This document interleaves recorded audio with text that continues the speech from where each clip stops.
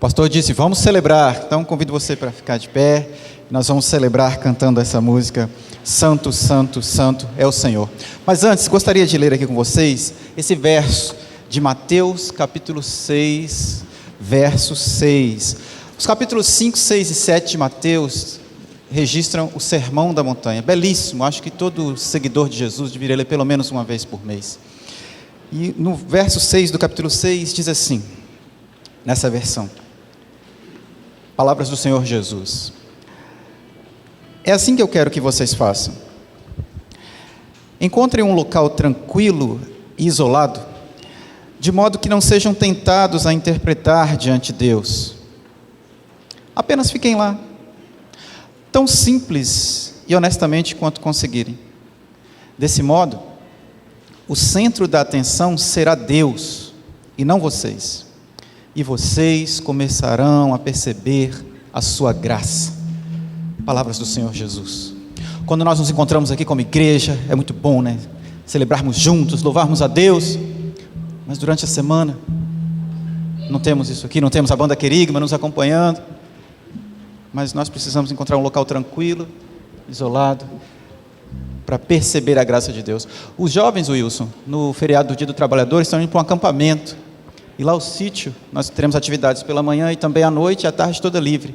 E o sítio, muitos lugares lá tranquilos, né? Nós teremos essas oportunidades de perceber a graça de Deus. Então, percebamos juntos, louvando ao Senhor que é santo e que é digno de receber toda glória e todo louvor. Amém. Vamos adorar o Senhor, declarando que Ele é santo, santo, santo, e que a gente não possa não apenas declará-lo de boca, mas que a gente possa viver essa santidade em nossa própria vida.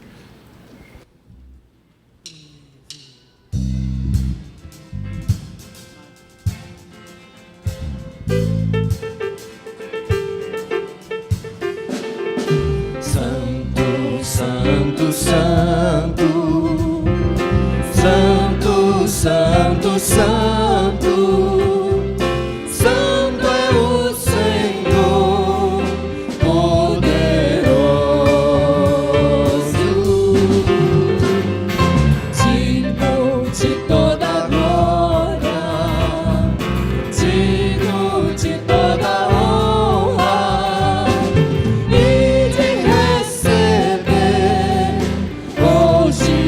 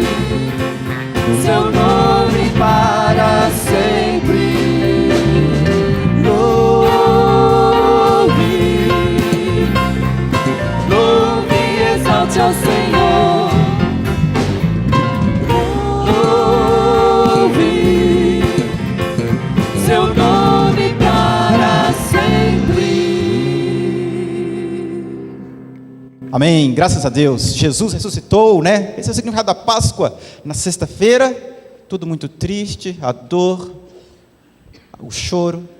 Mas no domingo, Jesus ressuscita. Vamos ler juntos Salmo 96, 2 e Filipenses, capítulo 2, 10 e 11.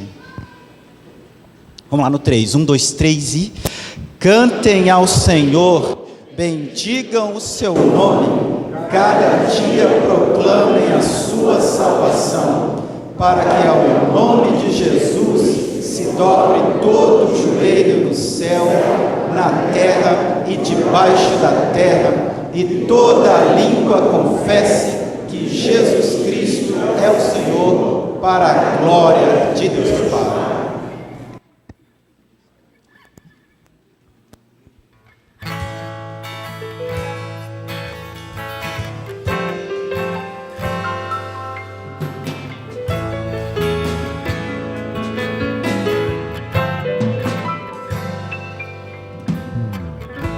Pai celeste, nós te amamos, queremos o teu nome engrandecer.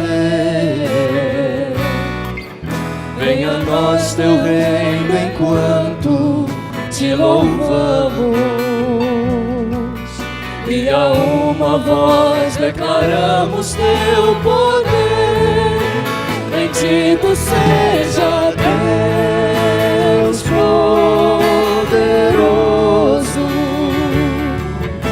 que era, que é e que há de vir. Bendito seja Deus poderoso,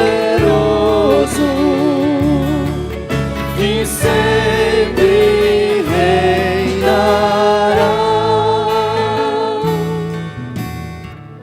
Ó Deus eterno, nós te amamos, teu santo nome exaltamos. O teu povo reunido aqui celebra os teus feitos, os teus atos de amor. Bendito seja Deus poderoso, que era, que é e que há de vir. Bendito seja Deus poderoso, que sempre reinará. Ó Pai celeste, nós te amamos, queremos o teu nome engrandecer. Venha a nós teu reino enquanto te louvamos, e a uma voz declaramos teu poder. Bendito seja Deus poderoso, que era, que é e que há de vir. Bendito seja Deus poderoso, que sempre reinará. Ó Deus eterno, nós te amamos, teu santo nome exaltamos. O teu povo reunido celebra os teus feitos, os teus atos de amor. Bendito seja Deus poderoso, que era, que é e que há de vir. Bendito seja Deus poderoso, que sempre reinará. Bendito seja Deus poderoso, que era, que é e que há de vir. Bendito seja Deus poderoso, que sempre reinará, que sempre reinará, que sempre reinará.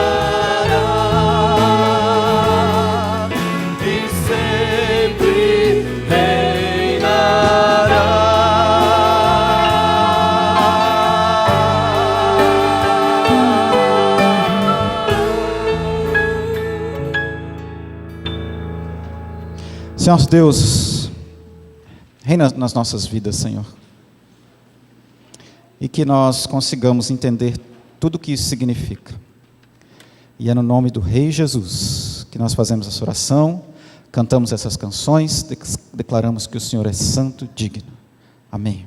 Amém. Pode sentar-se, por gentileza. O pastor Daniel falou no início que na sexta-feira muitos se encontravam tristes por causa da morte de Cristo, mas nós sabemos que o nosso Redentor vive, Ele vivo está, para nos encher com a sua graça, com a sua maravilhosa graça, para nos dar sempre, a cada momento, esperanças de que nós podemos continuar lutando, enfrentando tudo que vem pela frente, mas que jamais, nunca percamos essa visão de que Ele vivo está e de que Ele olha por cada um de nós, nos guardando, nos ajudando. Louvemos ao Senhor com essa bela canção.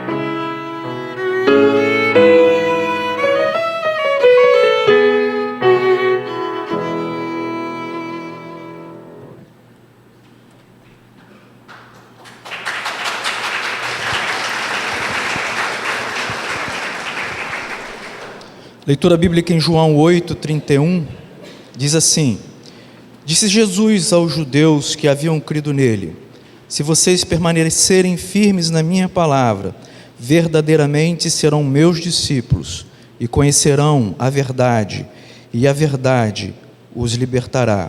Eu sei que o meu Redentor vive, e por saber que o meu Redentor vive, eu sei que Ele me ouve, eu sei que Ele cuida da minha vida a cada minuto, eu sei que Ele está com os seus olhos direcionados à minha vida, à vida da minha família.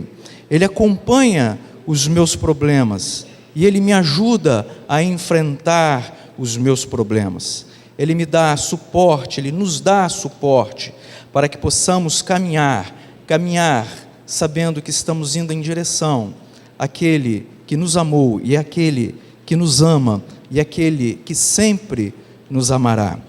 Nós cantaremos esse hino, Foi na Cruz. Se você tiver algum problema, estiver passando por alguma dificuldade na sua vida familiar, no seu trabalho, na sua faculdade, enfim, enfermidade, não deixe isso ficar de lado.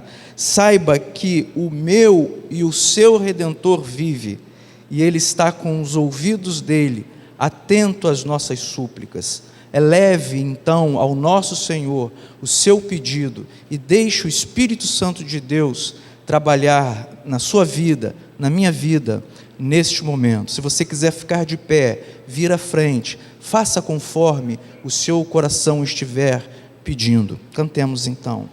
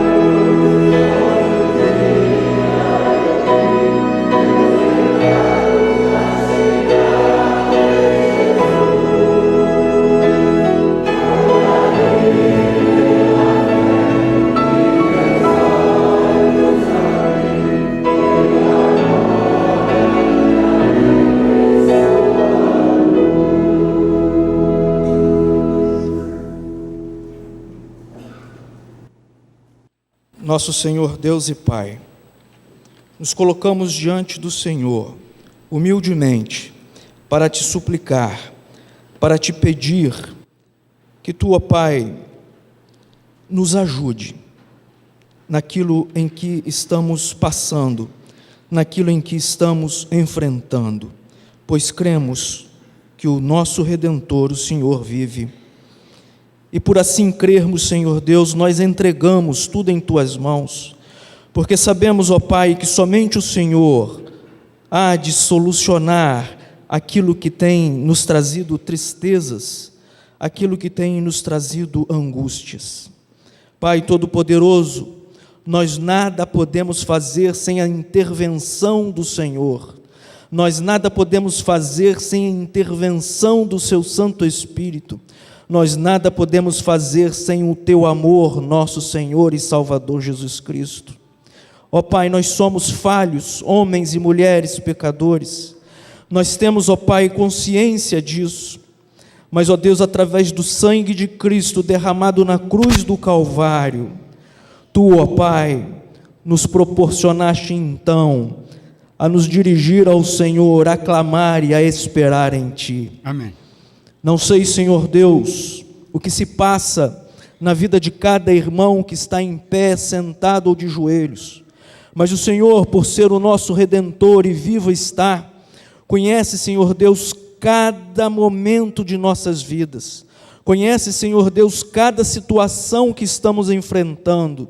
Ó Deus, por isso nós Te glorificamos, nós Te exaltamos, porque somente o Senhor há de nos dar a solução, a alegria, a paz que os nossos corações necessitam. Deus Todo-Poderoso, ajuda-nos, Senhor Deus, a prosseguir. Quando a fraqueza, Senhor Deus, ou quando a dúvida bater em nossos corações, Te clamamos em nome de Jesus, que o Teu Espírito venha nos reanimar, que o Teu Espírito venha, Senhor Deus, nos encher com a Tua alegria e com a Tua paz, Amém. para que possamos, ó Deus, prosseguir, pois só o Senhor é Deus. Sim, Senhor. Muito obrigado por tudo, ó Pai. Louvamos-Te em nome de Jesus. Amém e amém. Os irmãos, por favor, podem se sentar.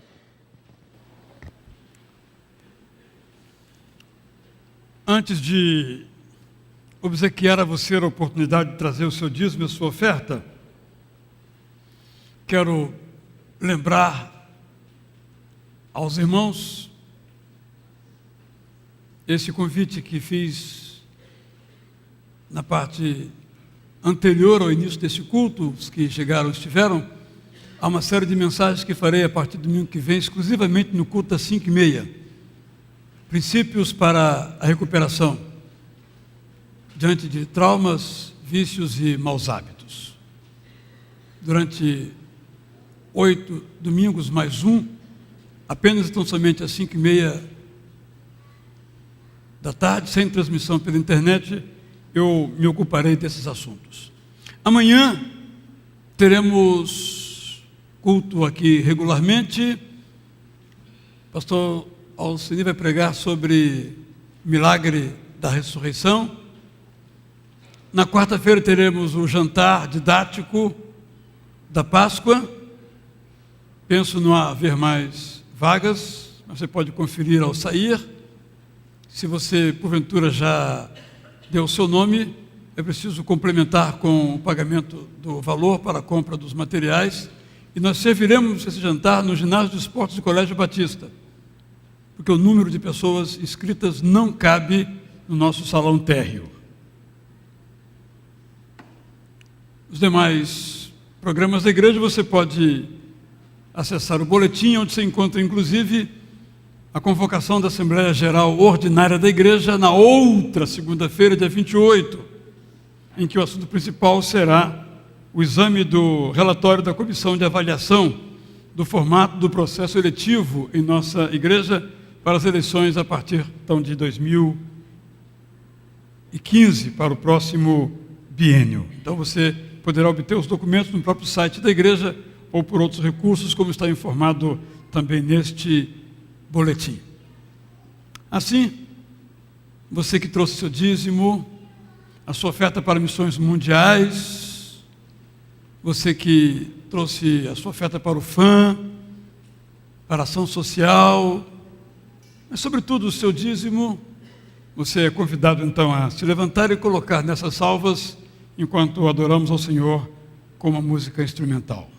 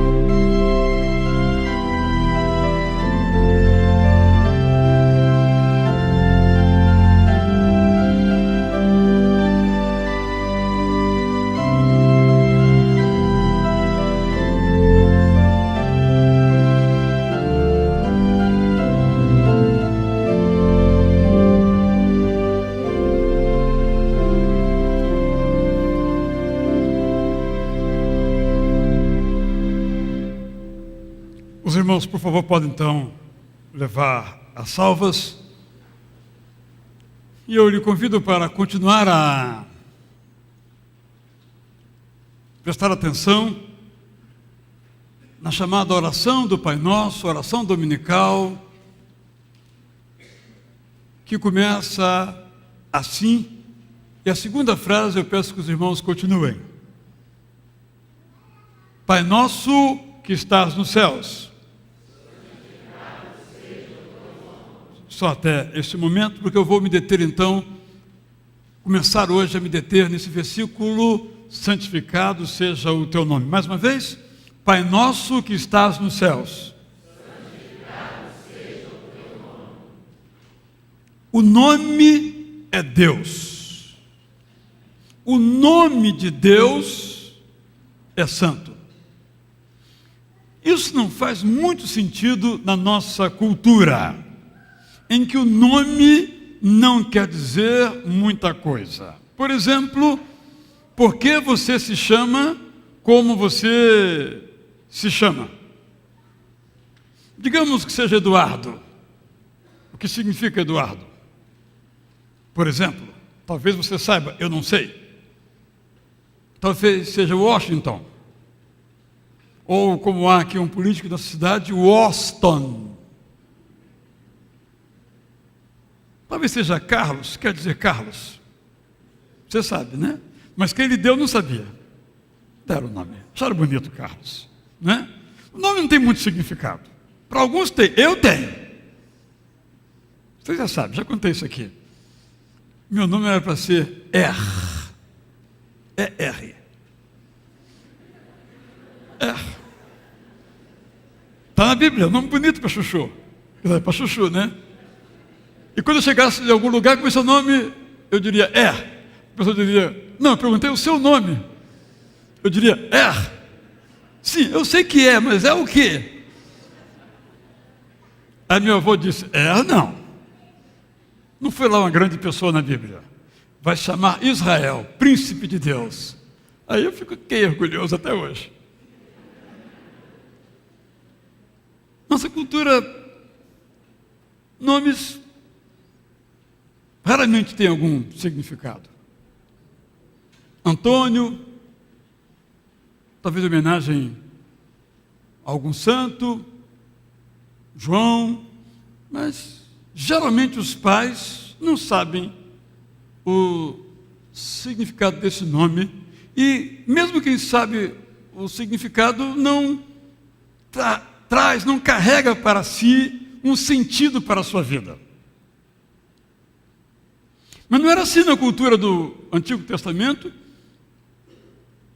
nem do Novo Testamento. Porque na cultura semítica, no qual estão vazados os textos sagrados, nossos, o nome queria dizer muito. O nome era a pessoa. O interessante é que às vezes na escola, em algumas escolas, tem um número, né? Por exemplo, nas Forças Armadas, a pessoa tem um número. E às vezes as pessoas, não, vamos tirar essa, vamos colocar um nome numa pessoa. No entanto, repito, isso não tem a mesma força que tinha um nome na cultura antiga. É por isso que muitas pessoas têm os seus nomes mudados. Jacó, cujo nome era espertinho, suplantador, aproveitador, Deus mudou para Israel, aquele que depende de Deus. Ou para alguns, príncipe de Deus, ou aquele que lutou com Deus e venceu. Mas parece que a melhor tradução seria aquele que depende de Deus. Aí, Abraão, tantos nomes que foram mudados, até no Novo Testamento, em que Saulo virou Paulo, por exemplo. Nós entendemos muito bem isso quando lemos a história de Deus se apresentando a Moisés. Êxodo 3:14. E ele se apresentou a Moisés como sendo: eu sou o que sou. E Deus dá a Moisés uma instrução estranhíssima. Moisés, você vai ao faraó. O texto bíblico está em Êxodo 3:14, assim. Disse Deus a Moisés: eu sou o que sou. É isto que você dirá aos israelitas: eu sou, me enviou a vocês. Se até o Moisés estranhou, imagine o faraó, quando Moisés chega lá e diz: olha, eu sou, me enviou. O faraó pergunta assim: mas qual é o nome dele? Ra, Amon, Osíris, Apis. Qual é o nome dele? Todo Deus tem um nome. Mas Deus é: eu sou o que sou. Porque o nome é a pessoa. Lembremos disso quando, então, recordamos a oração do Pai Nosso: santificado seja o teu nome. Quando Jesus se apresenta, tal como Moisés recebe o chamado de Deus em Êxodo 3, Jesus se apresenta também como eu sou. E certamente aqueles ouvidos semíticos, quando escutaram Jesus dizendo eu sou, eu sou, eu sou, se reportaram imediatamente à imagem do encontro de Deus com Moisés perto da sarça que ardia e não se consumia. Então ele diz: eu sou o Messias. João 4:26. Eu sou o pão da vida. João 6:35. Eu sou o pão que desceu do céu. João 6:41. Eu sou o pão vivo que desceu do céu. João 6:51. Eu sou a luz do mundo. João 8:12. Eu sou a porta das ovelhas. João 10:7. Eu sou a porta. João 10:9. Eu sou o bom pastor. João 10:11-14. Eu sou a ressurreição e a vida. João 11:25. Eu sou o caminho, a verdade e a vida. João 14:6. Eu sou a videira verdadeira. João 15:1. Eu sou a videira. João 15:5. Esse eu sou de Jesus reflete, portanto, o eu sou de Yahvé quando se manifesta a Moisés. Importante refletirmos sobre esse eu sou de Jesus, porque define quem é Jesus.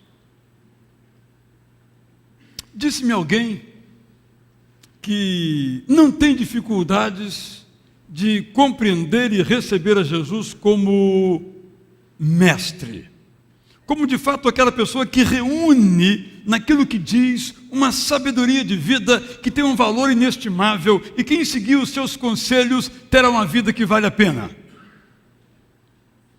E eu concordo. De fato, Jesus é o nosso mestre. Felizes aqueles que seguem os seus ensinos. Mas esses versículos que acabei de ler aqui nos apontam para o nome de Jesus, a pessoa de Jesus, que é muito mais do que isto. Porque nenhum mestre diz, eu sou a ressurreição e a vida. Pode dizer, por exemplo, eu sou um bom caminho, me siga que você vai se dar bem. Mas só Jesus disse, eu sou a ressurreição e a vida. E passou pela morte para que a sua palavra, dita antes da morte, pudesse ter o efeito que tem. Aceitar Jesus, então, apenas como mestre, um mestre muito bom, divino até, perfeito até, mas apenas mestre, implica em escolher algumas palavras de Jesus e desescolher outras. Então, sim, quando ele diz, bem-aventurados os pobres de espírito, maravilhoso, até Gandhi achou isso. Então, pessoas que assim pensam, selecionam frases de Jesus. E quanto às outras? As outras foram inventadas pela igreja. Estão colocadas na Bíblia, mas Jesus não as disse. É uma solução engenhosa, mas traz mais problemas. Quem me garante também que aquelas que dizem que ele pode ser seguido como um mestre, também não foram inventadas? Quero dizer com isso que nós não temos como pensar em Jesus apenas como mestre. Racionalmente, essa possibilidade inexiste. Porque se nós fizermos isto, nós teremos que decidir o que é que Jesus disse e o que é que ele não disse. Porque uma palavra vale, ele disse. Outra não vale, ele não disse. Sob que critério? Num lugar ele é verdadeiro, eu o sigo. No outro lugar é mentiroso, como seguirei? Portanto, quando Jesus fala eu sou, ele reivindica para si mesmo a sua natureza. Eu sou o caminho, a verdade e a vida. Eu sou a ressurreição e a vida. Eu sou a porta, eu sou a videira, que demonstra então nessas características a sua identidade como pessoa. Eu sou o que sou. Jesus está dizendo, e isso está no seu nome. Jesus quer dizer, Deus é Salvador.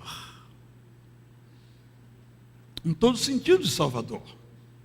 Salvador como aquele que salva dos nossos pecados para uma vida eterna e também nos salva de nossas dificuldades. E é encantadora a maneira como Pedro relata o milagre que ele fez ao sair do templo em Atos capítulo 3, verso 16. Ao contar então a história daquela cura de um paralítico que jazia à porta do templo, Pedro diz singularmente o seguinte: pela fé no nome de Jesus, o nome curou este homem que vocês veem e conhecem. A fé que vem por meio dele, Jesus, lhe deu essa saúde perfeita, como todos agora podem ver. Eu me encanto com essa expressão, pela fé no nome de Jesus. O nome curou, porque o nome de Jesus é Jesus. Trago essas duas afirmativas sobre Deus no Antigo Testamento, Deus em Jesus no Novo Testamento, para mostrar que o nome é Deus, logo o nome de Deus é santo. E nessa oração modelar, nessa oração paradigmática, nessa oração exemplar, nessa oração de conteúdo reunindo o que deve ser a nossa oração com outros conteúdos na forma, mas mantendo na essência os mesmos, nós somos chamados a santificar o nome de Deus, que quer dizer santificar a Deus.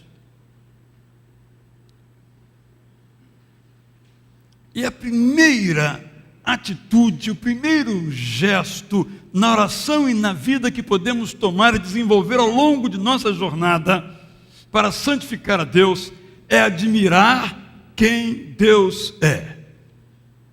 Isso nós fazemos muito em nossas orações e em nossas músicas, mas é mistério que façamos isso também na própria vida. Mantendo então a perspectiva da glória de Deus. Se pudéssemos definir qual é a teologia do apóstolo Paulo, nos dividiríamos entre a teologia da graça de Deus e a teologia da glória de Deus. E o apóstolo Paulo reúne essas duas, porque a glória de Deus permite a graça de Deus. E a graça de Deus nos faz ver a glória de Deus. Eu quero ler um texto para vocês, só um texto. Um texto que no Novo Testamento grego não tem pausa. Se eu fosse um locutor de corrida de cavalo, eu conseguiria ler esse texto, que nenhum de nós consegue. Tanto não conseguimos que as traduções colocam pausas, que não tem outro jeito. É um longo parágrafo de vários versículos que eu vou ler agora para vocês e terei que tomar um pouco de água antes. E eu sei que eu vou fracassar. Não vou conseguir mostrar a glória, a fulgurância, a majestade desse texto. Mas vou tentar. Efésios, capítulo 1, versos 6 e seguintes.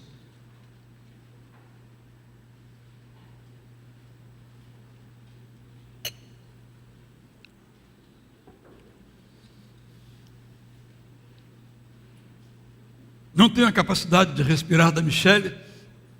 Observava ela cantando quando levantava aquela voz, dava aquela respirada, então saiu o som, né? Não sou dessa área, infelizmente. Vou ler a mensagem. Mas eu não gostaria que você se detivesse nas palavras, mas percorresse o arco da glória de Deus.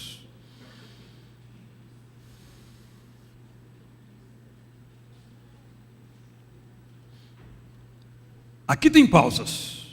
Paulo não fez nenhuma. Não dá para ter pausa no êxtase.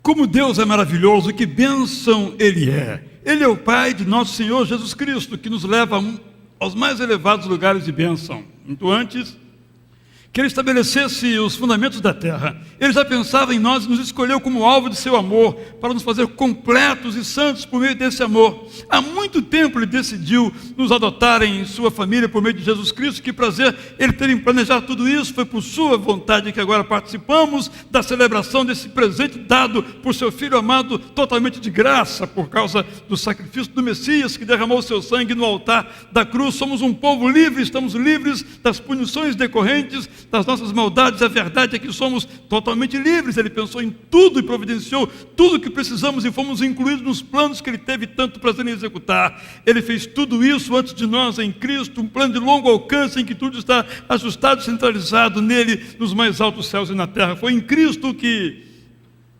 descobrimos quem somos e por que vivemos, Muito antes de ouvirmos falar de Cristo, depositarmos a esperança nele, ele já pensava em nós e tinha planos de nos dar uma vida gloriosa que é parte do propósito geral que ele está executando em tudo e em todos. Foi em Cristo que vocês, depois de ouvir a verdade e crer nela, a mensagem da salvação, se acharam em casa livres e entregues com a assinatura e o selo do Espírito Santo, o selo da parte de Deus, e a primeira parte que está por vir, um lembrete de que vamos receber tudo o que Deus tem preparado para nós, uma vida cheia de louvor e gloriosa. Eu fracassei. Essa perspectiva da glória de Deus que nós precisamos.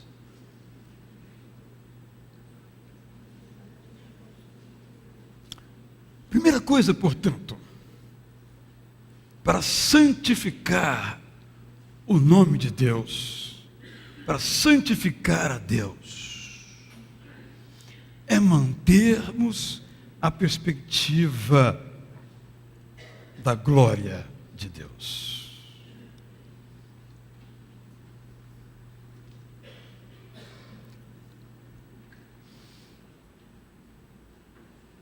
A nossa cultura é uma cultura informal. Eu, de propósito, vim hoje um pouco mais formal. Formal nas vestes, formal no vocabulário, no tratamento das pessoas. Há algumas semanas, no culto da manhã, não sei se às 9 ou às 11, eu falei de um certo mal-estar que eu sinto quando ouço alguém chamar a Deus de você. Há uma música lindíssima que a tradução brasileira coloca também um pouco nessa linguagem, quando fala: Pai, graças eu lhe dou, Pai. Bastante conhecida, muito bonita. Eu não me sinto muito à vontade com essa música e não me sinto à vontade com orações tendo a Deus como você. Eu disse isso. Um dos nossos participantes aqui do culto, que mora em outro país, estava aqui naquele dia, me mandou uma mensagem, uma longa mensagem, pedindo que eu lesse porque ele não concordava comigo e expôs as suas razões. Eu respondi dizendo que não tenho dificuldade com aqueles que oram, eu tenho dificuldade com o meu sentimento, porque evidentemente eu fui criado numa cultura em que o meu pai era senhor, e nem por isso era menos meu amigo, mas eu o chamava de senhor. Mas nossa cultura é uma cultura muito informal. Eu não gosto que me chame de senhor, embora eu seja um de 61 anos de idade. Não tenho nenhuma dificuldade que me chame de você. Mas penso que às vezes a cultura da informalidade é um pouco exagerada. Nós aplicamos também a Deus. Ilustro o que estou querendo dizer. Pode me chamar de você, eu gosto que me chame de você, sem problemas. Mas você encontra uma pessoa, me encontra, primeira vez que vem, já diz: cara, o negócio é o seguinte, o que você acha? Peraí, vamos com calma. Você pode me chamar de cara, sem problemas, mas vamos pelo menos nos apresentar, né? Quem sou eu, quem é você? Isso aí é um processo, não é algo assim tão automático. Nunca me viu. Cara, você, vamos devagar. Vou dar uma outra ilustração. Fala aqui as meninas solteiras. Digamos que um garoto, um rapaz, lhe chamem para ir ao cinema. Aí marcam de se encontrar na porta da entrada do shopping. Aí se encontram, aquele beijinho carioca dos 3 beijinhos, né? Alternando os seus lados. Falei alguma coisa errada? São só 2? Ué, já diminuíram? Bom, eu dou 3, né? Aí o rapaz já logo pega na mão. Já quer passear no shopping com você de mãos dadas. Eu garanto que você vai dizer: ô cara, vamos devagar, calma, não é assim não. Como é seu nome mesmo? Vamos conversar um pouco. Pode ser que no final da sessão de cinema isso até aconteça, mas já chegou, já vai pegando na mão? Não é assim que normalmente deve ser. O que eu estou dizendo é que às vezes a cultura da informalidade nos leva a confundir um pouquinho as coisas. A informalidade, o convívio acontece, mas não se começa com ele. Não se começa com esse gesto assim tão informal. Onde eu quero chegar? Perguntará então alguém. Então eu vou ler um trechinho de um autor chamado Eugene Peterson. Ele diz o seguinte: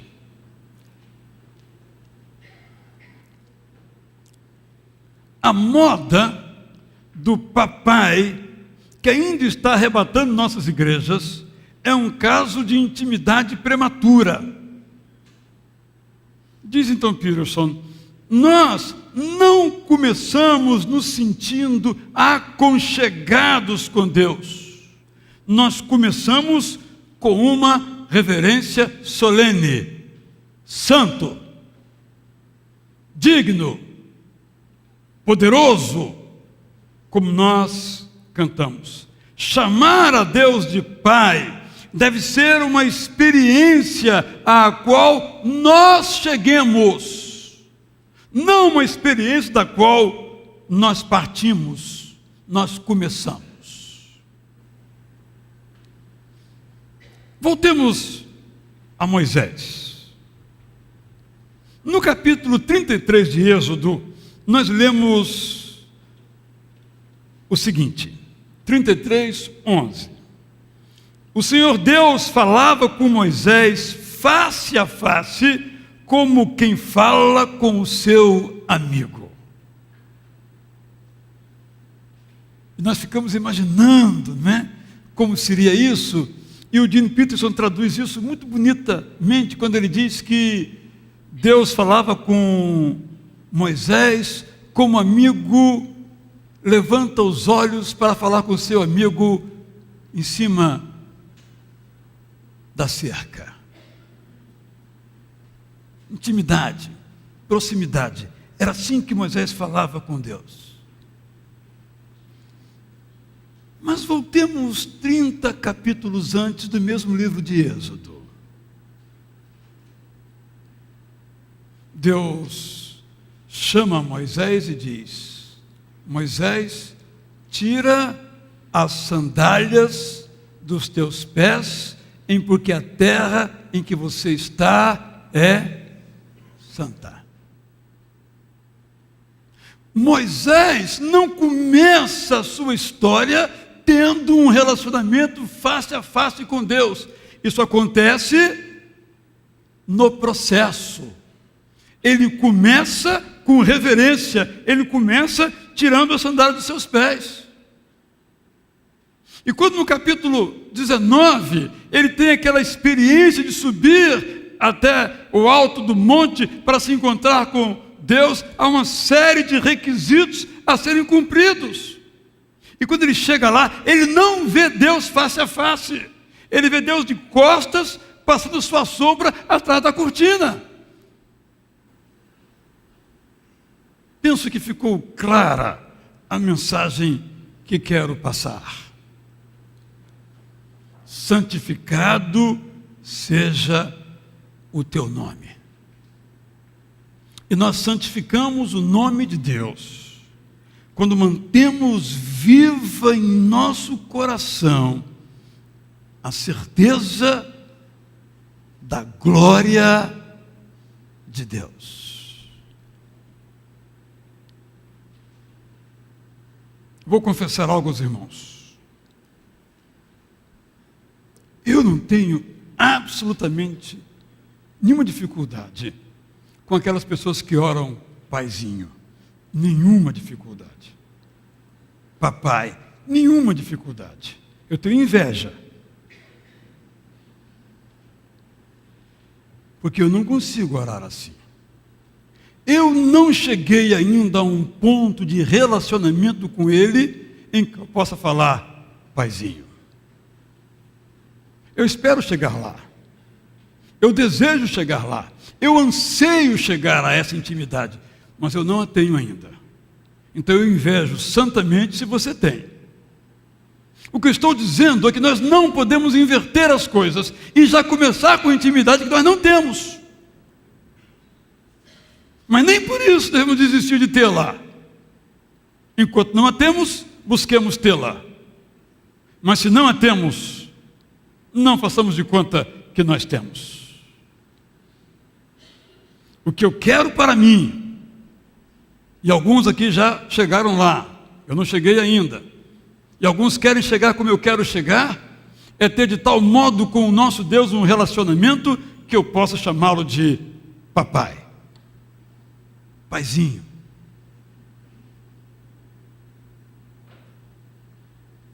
Eu ainda estou na solenidade.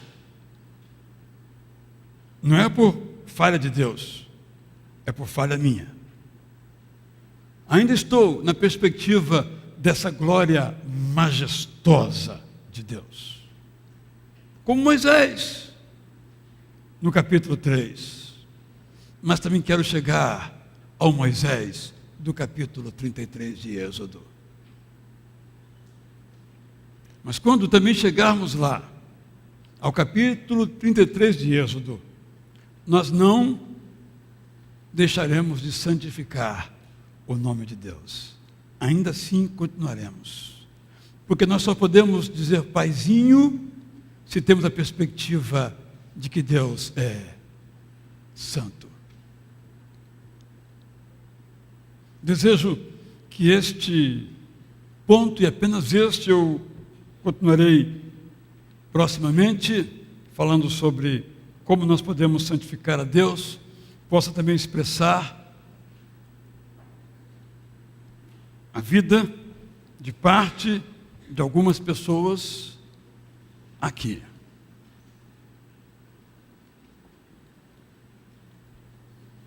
Uma de nossas grandes dificuldades, quando oramos a Deus, é ouvir a resposta.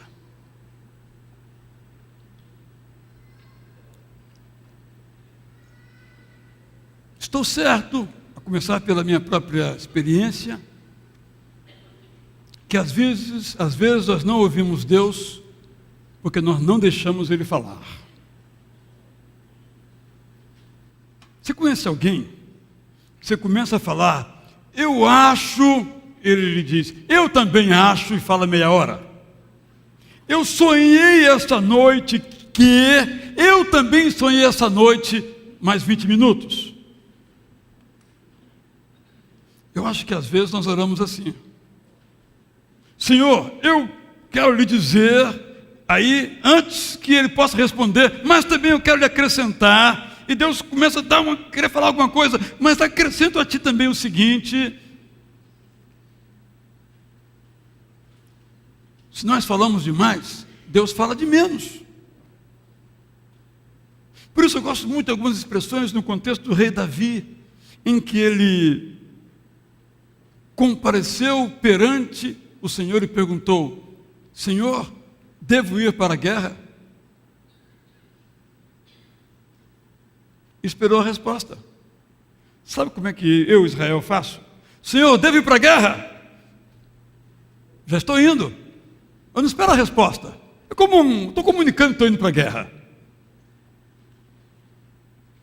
Mas nossa oração deve ser assim: Senhor, devo ir para a guerra? Então, esperar que Deus responda.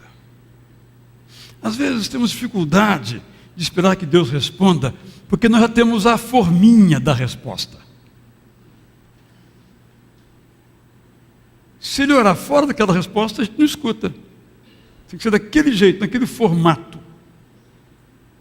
Por exemplo, às vezes Deus não responde, porque a resposta dele é silêncio. Mas é silêncio que responde. Mas muitas vezes Deus responde, diz a Bíblia que responde de várias maneiras. Eu sei, e você sabe, que algumas orações nossas, nós não ouvimos a resposta, embora Deus tenha respondido. E algumas orações nossas, nós ouvimos a resposta, porque Deus respondeu.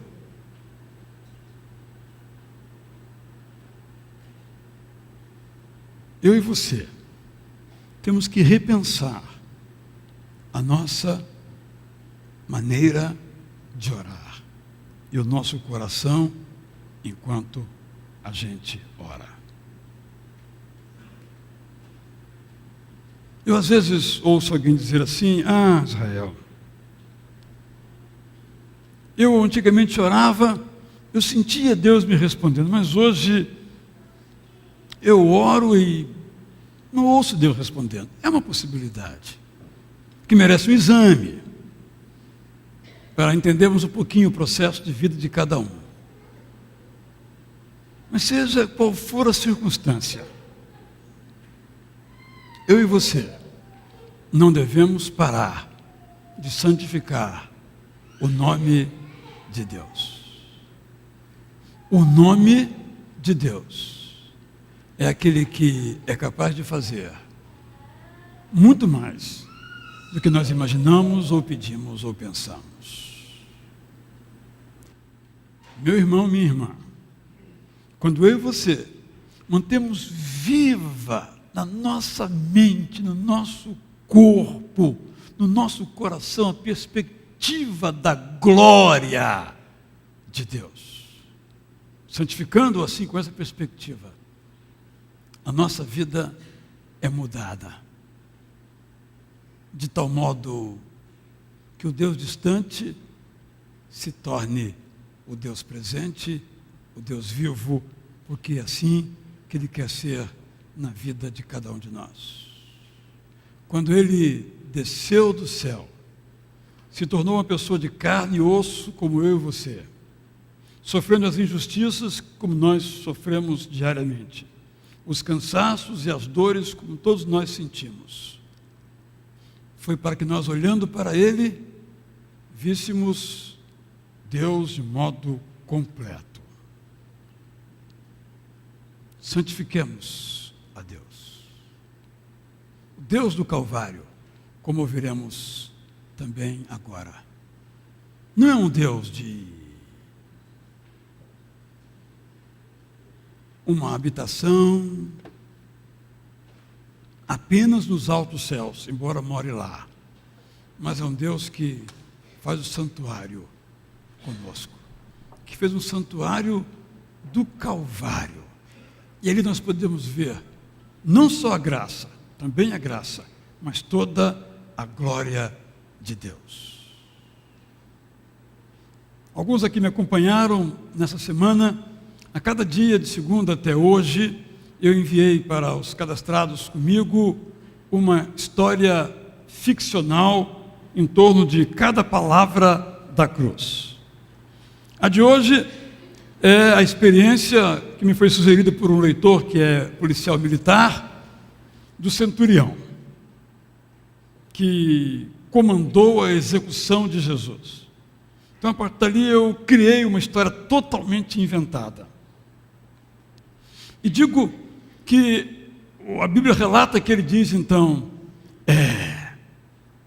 este era verdadeiramente o Filho de Deus. Foi a experiência da glória de Deus que levou aquele centurião, biblicamente falando, a ver que estava diante de Deus. Na minha imaginação, ao recontar essa história, como eu disse, de maneira ficcional, ele viu as pedras rolando, as rochas descendo a ladeira.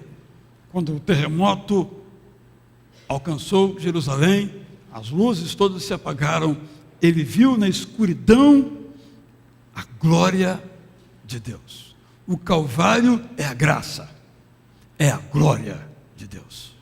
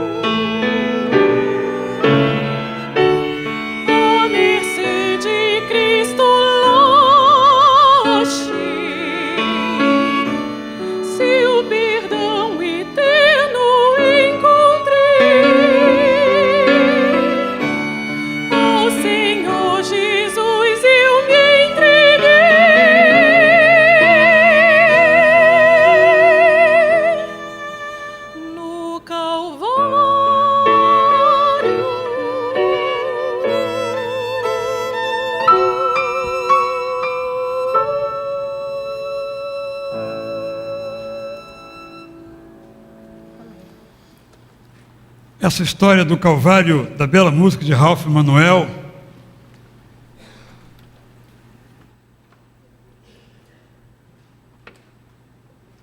foi sintetizada na história da criação da ceia do Senhor.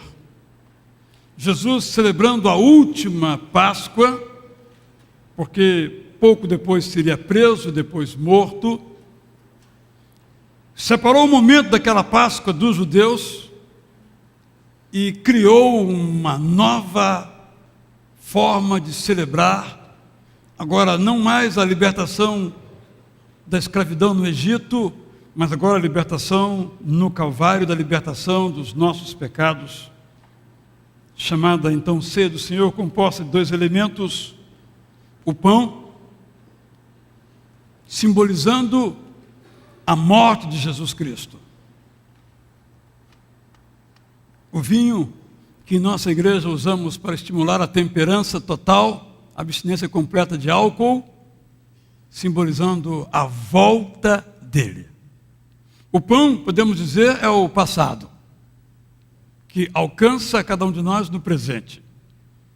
E o suco de uva, podemos dizer, é o futuro, que do futuro nos alcança. Se o pão nos alcança do passado para o presente, o suco nos alcança do futuro também para o presente. Porque ele disse que nós deveríamos, todas as vezes que nos reuníssemos, tomássemos do pão e do vinho. Tomando do pão, anunciaríamos a sua morte. Tomando do vinho, que nós esperamos a volta dele. É assim que vamos então agora participar.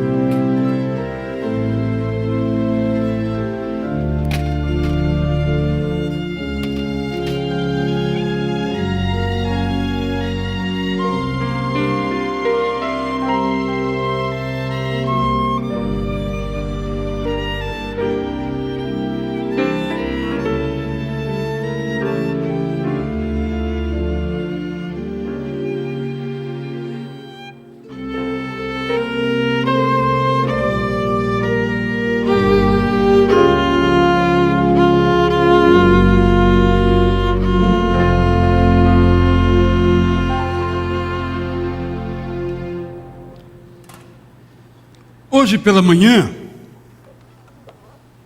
eu me lembrei e lhes lembrei que há 5 anos eu fui operado do meu câncer. Quem estava aqui olhou para mim e me viu contando a história. Eu estava triste ou estava alegre?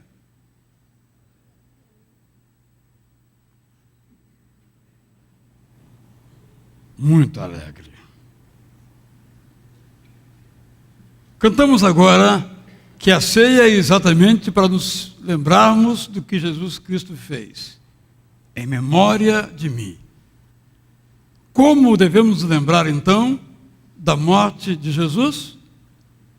Com alegria. Por razões as mais diversas, sempre nos lembramos do aspecto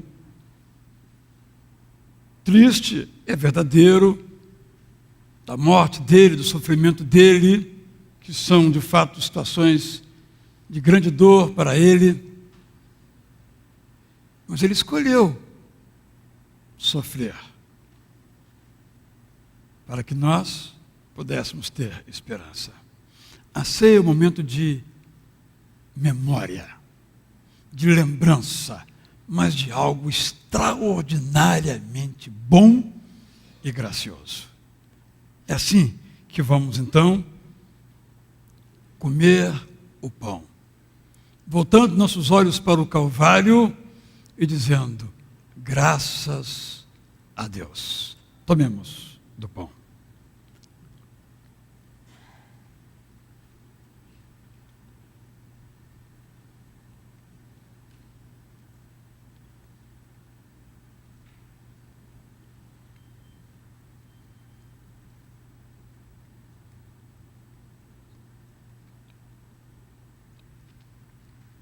De igual modo,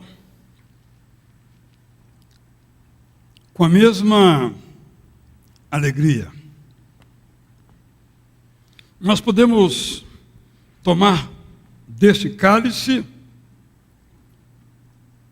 e beber o seu conteúdo. Porque ele simboliza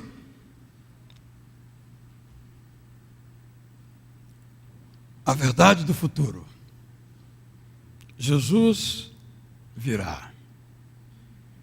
E então, nós com ele viveremos por toda a eternidade. Tomemos do cálice.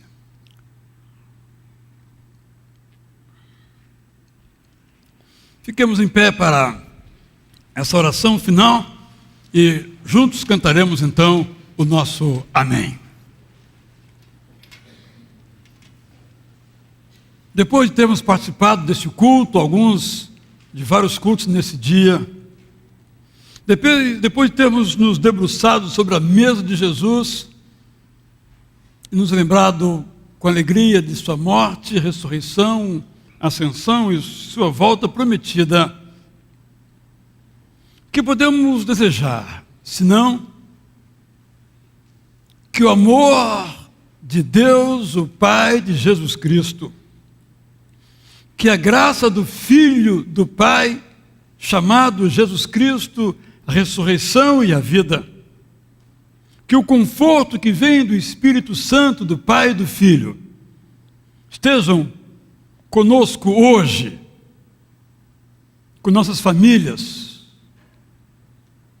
amanhã e para todo o sempre.